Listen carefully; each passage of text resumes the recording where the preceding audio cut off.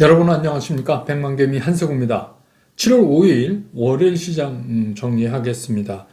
미국이 지금 이제 독립기념일 연휴 기간 중이죠. 그래서 시장은 안 열리지만 지난 주말에 상당히 미국 시장이 안정감을 좀 보여줬어요. 그래서 3대 지수가 모두 상승해서 끝나는 이제 그런 모습에 좀 힘을 입어서 우리 시장도 오늘 양시장이 모두 상승으로 끝냈습니다. 특히 이제 코스닥 같은 경우는 장중에 1048.16포인트, 그러니까 최고치죠. 최고치를 기록을 했고, 코스피도 뭐 한꺼번에 5일 이동 평균, 10일 이동 평균을 그냥 한 번에 뛰어넘는 그런 모습을 보여줬습니다. 코스피는 시장에서는 장 초반 출발 당시에는 개인이 조금 매수 쪽에 있었어요. 근데 지수가 상승하자마자 바로 그 매도로 전환을 해버렸고, 장이 이어지는 내내 개인은 매도 우위를 계속하는 그런 모습을 보였고요. 기관은 이제 출발과 함께 시작한 그 매수를 계속해서 지속해서 지켜나갔습니다. 그래서 어떻게 보면 오늘 이제 기관이 지수 상승을 견인했다 이렇게 보이고, 외국인들은 코스피 시장에서 순매도와 순매수를 오락가락했어요. 그래서 이제 오후 들면서 그 매도를 조금 늘려가다가 끝날 무렵에는 다시 이제 뭐 매수를 좀 늘리면서 지금 뭐 제가 녹화하는 수치로는 지금 시간에 그 순매수 한 19억 정도 외국인이 이제 그렇게 보여주는 모습을 보여서 오늘은 이제 그 코스피 시장에서는 기관들이 열심히 매수를 한 덕이다 이렇게 보여지고, 코스닥 시장은 외국인들이 그 지속적으로 그 매수 강도를 높여갔어요. 시작부터 시작해갖고. 반면에 이제 개인들은 지수가 올라오니까 상대적으로 거기에 대해서 이익을 챙기면서 매도 폭을 맞춰서 늘려가는 그런 모습을 보였고, 기관 투자가들도 외국인의 이제는 못 미치지만 순매수 강도를 계속해서 유지해가는 그런 모습을 보여줘서 오늘 이제 기관은 코스피 코스닥 양시장에서 다 순매수를 이뤘고요. 외국인들은 뭐 코스닥은 한 1,700억 이상, 1,800억 가까이 순매수를 보이는 모습을 보였고, 코스피에서는 뭐 한 20억 채 못 미치게 그렇게 순매수를 하는 그런 모습을 보여줬고, 특이한 점은 외국인들이 선물에서 6,500억 이상 선물 매수를 했고, 기관은 4천억이 넘게 순매도를 한 것이 이제 눈에 띕니다. 기술적으로 코스닥을 보면 최고점을 형성하고 계속해서 더 뻗어나가면서 최고점이 종가는 아니지만 그래프상으로는 추가적인 상승을 기대해도 될 수 있는 그런 모습을 만들어냈다 이렇게 보여집니다. 오늘 이제 시장 특징을 보면은 그동안에 우리가 다 알고 있던 것들이에요. 오늘은 뭐 새로운 것들이 나온 건 아닌데 그것들이 재확인되면서 관련된 이제 주식들이 좀 올랐습니다. 그래서 오늘은 이제 그 첫 번째로 해상운임, 해상운임 하면 우리가 이제 BDI하고 그 상하이 컨테이너 운임 지수하고 두 개를 꼽잖아요. 근데 이제 BDI도 2010년 이래로 최고점에 지금 근접해 간다. 그러니까 계속 운임이 올라간다는 얘기죠. 그리고 이제 당연히 이제 상하이 컨테이너 운임 지수는 3,905를 넘었어요. 그래서 8주 연속해서 지금 상승 중이에요. 계속해서.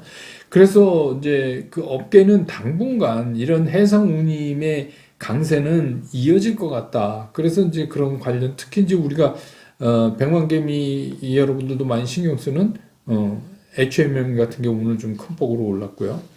그 다음에 이제 요새 새롭게 얘기되고 있는 메타버스 관련주들의 상승이 돋보였어요. 근데 이제 재미난 게 뭐냐면 우리 이 국내 투자하는 분들은 우리가 동학개미라고 불렀고, 미국 투자 직접 하시는 분들은 우리가 서학개미 이렇게 부르잖아요. 근데 이제 그 서학개미들 중에서 그 매수 1위 종목이 바뀌었어요. 얼마 전까지 테슬라였는데 이제는 뭐요? 로블록스로, 그러니까 메타버스 그 관련주로 이게 바뀌었다. 이것만 봐도 이제 메타버스가 여러 가지 얘기들을 만들어내고 있고, 근데 뭐 지금 이제 우리 관련된 거는 이제 어느 정도 관련이 있는지는 모르지만 아무튼 뭐 관련주로 인정받으면 그것들이 이제 계속해서 메타버스 얘기가 나오면서 주가가 움직이고 있어요. 그 다음에 또 하나는 우리가 늘 이제 알고 있는 건데 코로나19 이게 만만치가 않습니다. 예, 이게 다시 또 우리나라도 그렇고 재확산되잖아요. 변이종 나오고 뭐 이러니까 다시 이제 진단 키트 관련된 거. 그래서 진 매트릭스 같은 거는 이제 진단 키트 허가받았다 그래서 오르고 또 치료제 이제 이게 백신도 중요하지만 이제 치료제로 또 이렇게 시선이 옮겨가고 있어요. 그래서 이제 뭐 신풍제약 같은 경우에 치료제 이상 들어갔다는 소식 때문에 또 그랬고 그 다음에 이제 그 오후 1시 반 정도를 넘기면서 로이터 통신이 한국이 그 화이자 모더나 백신 10억 회분을 국내 생산을 협의하고 있다. 화이자나 모더나. 이게 여러분 화이자 모더나면 아시지만 이거는 mRNA 기반 아닙니까? 예, 그러니까 그거를 하고 있다는 얘기를 로이터 통신이 전했어요. 그러면서 이제 그 한국에서는 뭐 짐작컨대 이거를 국내 생산을 하면 뭐 한미약품하고 뭐 큐라티스 뭐 이런 데가 하지 않겠냐 그래가지고 한 1시 반 이후에 한미약품이 이제 급하게 주가가 상승하기 시작을 했죠. 근데 로이터가 그 파이자나 모더나에 문의를 했는데 그 결과에 대해서는 얘기하지 않았다. 이렇게 이제 기사가 덧붙여서 나왔습니다. 근데 아무튼 이 코로나19도 다 변이종 생기고 다시 일으키고 또 우리 정부도 어떻게 해서든지 뭐 국내에 그런 할 수 있는 능력과 시설이 있으니까 어떻게 해서든지 국내 생산을 좀 하려고 굉장히 애를 쓰는데 뭐 이런 것들도 이쪽에 오랫동안 이제 쉬고 있던 이 바이오 쪽에 좋은 소식이죠. 그래서 이제 바이오가 모처럼 이렇게 움직이는 그런 모습을 보여줬고, 오늘은 이제 특이하게 뭐 삼성전자, SK 하이닉스도 큰 폭은 아니지만, 뭐 400원, 500원 뭐 이렇게 올랐습니다. 예, 그것도 뭐 하도 반도체 안 오르니까 저렇게만 움직여도 눈에 좀 띄네요. 그 다음에 이제 또 하나가 게임주입니다. 게임주. 요새 계속해서 이제 신작 출시가 되잖아요. 근데 이제 여기 핵심은 뭐냐면 중국의 판호 발급입니다. 그래서 그 모멘텀으로 게임주가 많이 올랐고 특히 이제 그 중에서도 카카오 게임즈 같은 경우는 그 오딘이라고 신작하게 나갔는데 그게 이제 그 애플, 구글 그 양쪽 스토어에서 앱 스토어에서 매출 1위를 찍었답니다. 이제 그런 얘기가 들리면서 이제 더 게임주들이 좀 움직였고 그 다음에 이제 위성 관련인데 이거 여러분 잘 아시잖아요. 버진 캐노틱 그 리차드 브랜슨 회장이 자기가 이게 되게 재밌어요. 아마존의 창시자 그 제프 베조스보다 9일 먼저 우주여행합니다. 이게 서로 뭐 경쟁인 것 같아요. 그래서 11일 날 우주비행을 한다고 이제 발표하면서 우리도 이제 위성 관련됐던 그런 이제 주식들이 이렇게 움직이기 시작했습니다. 뭐 대체적으로 뭐 이런 것들이 그리고 뭐 오늘 보면 뭐 제가 말씀드렸던 원자력 관련이나 건설 쪽도 뭐 그렇게 나쁘지 않아요. 근데 이제 뭐 이런 것들은 우리가 긴 호흡으로 보는 거니까 뭐 하여튼 그렇게 됐습니다. 그래서 이제 오늘 이제 월요일 시장의 특징은 이렇게 정리가 되고요. 여러분 주말 잘 보내셨는지 모르겠어요.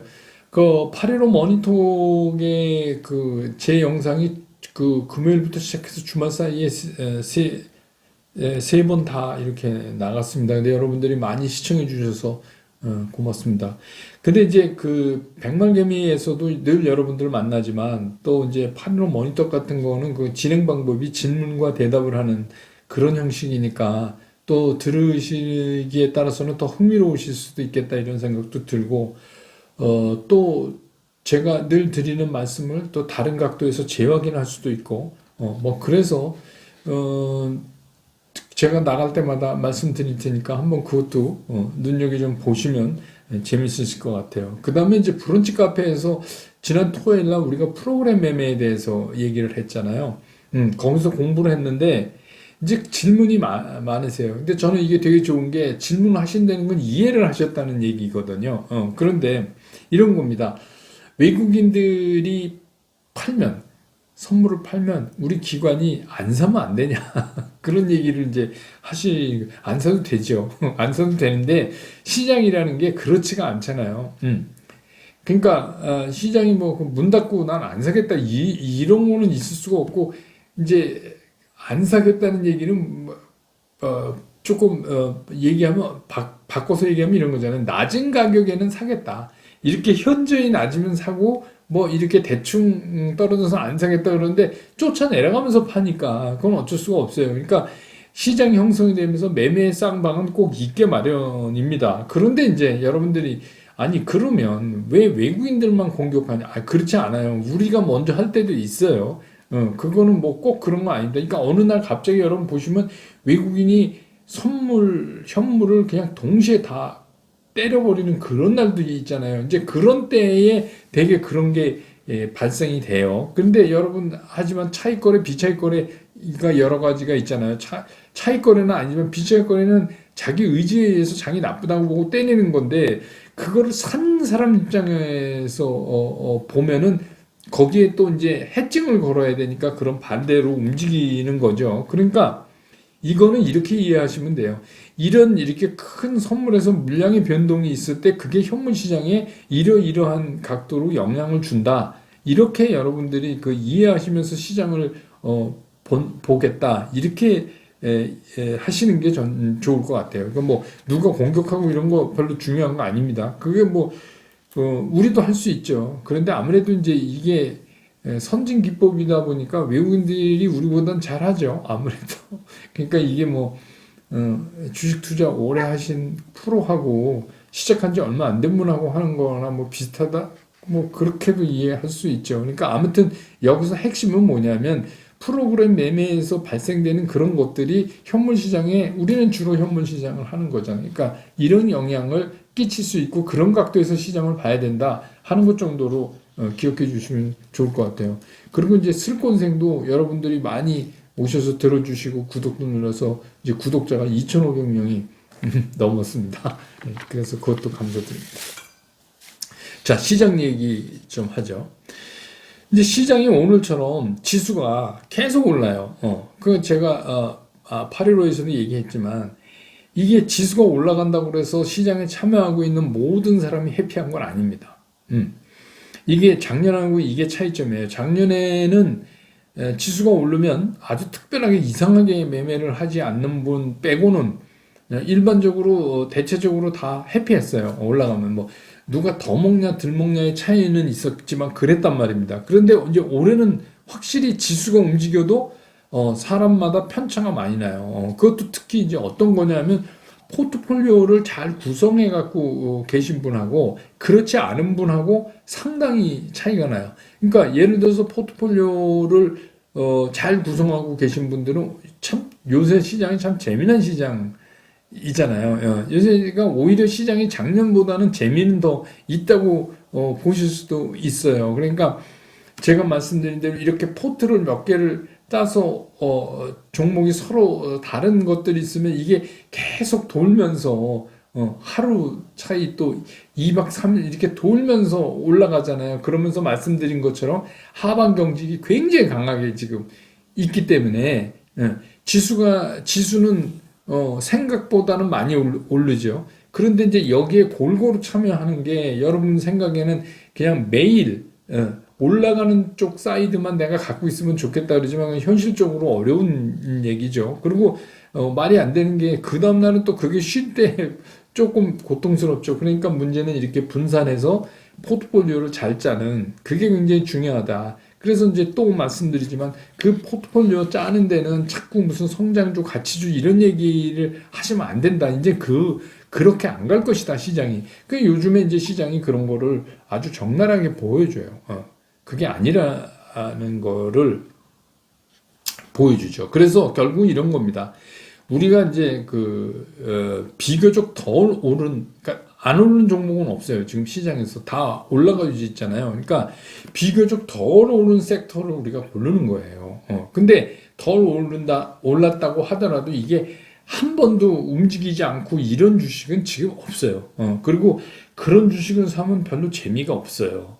그거는 뭔가 상당한 문제가 있어서 그런 거잖아요. 그래서 그런 것들 아니면 기존에 상당히 가던 주식이 지금 얼마큼 좀 쉬어지고 있느냐. 그래서 충분한 어느 정도 가격 조정과 기간 조정이 일어나고 있느냐. 그런 것들은 손대면 또 차례되면 또 오르죠. 그러니까 오늘 같은 경우에 이제 2차 전지 같은 경우는 제가 지난주에 한번 말씀드렸죠. 스텔란티스 그 자동차 세계 3위권 업체입니다. 이게 합병을 해서 그래요. 우리가 알고 있는 뭐 웬만한 거 다 거기서 나옵니다. 특히 유럽 차들은 뭐 다찌 램도 그렇고 집도 그렇고 마세라티도 그렇고 뭐 그렇습니다. 그 뿌조도 그렇고. 예. 그래서 아무튼 걔네가 EV 데이라고 그래갖고 그 전기 자동차에 대한 거를 8일날인가 그렇게 열기로 돼 있잖아요. 그러니까 이제 거기에 따라서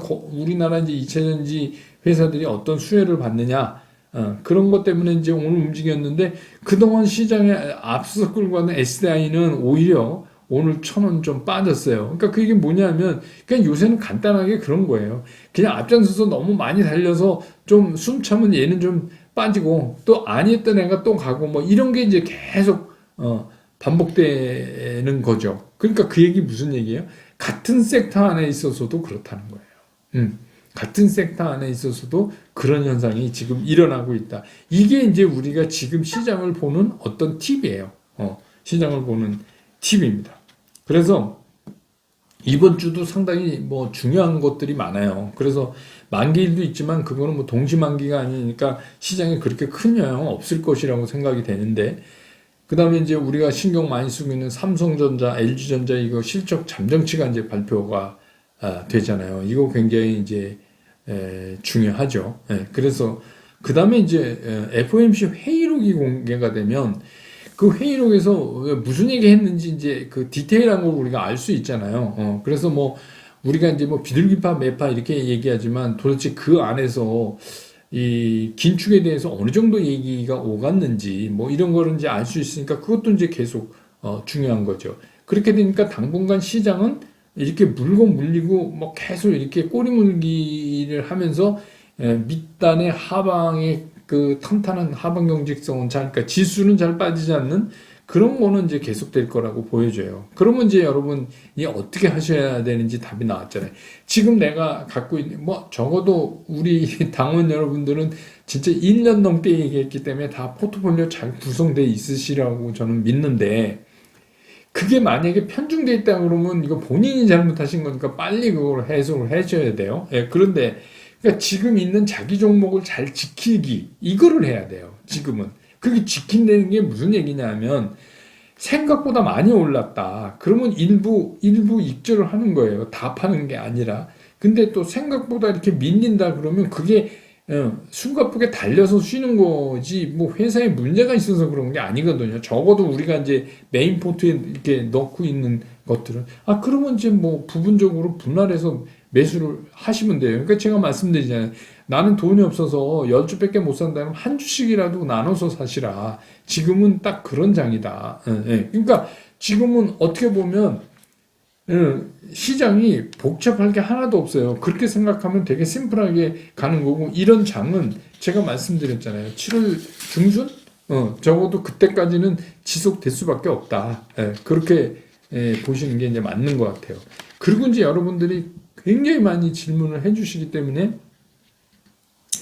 이게 또 얘기 안 할 수가 없는데 카카오 조정이 언제까지냐 이게 이제 궁금하시잖아요.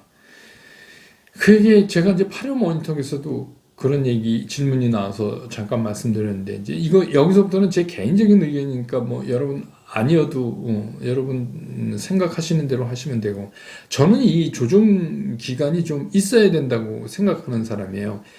저는 카카오를 나쁘게 보는 사람이 아니고 지금도 카카오 좋다고 얘기하는 사람 중에 하나지만 그렇게 올랐음에도 불구하고 그게 더 가긴 더 갈 건데 이게 더 가려면 전제 조건이 지금 충분한 조정을 해야 돼요. 근데 이제 우리가 얘기하는 이 충분한 조정이 뭘 말하는 거냐?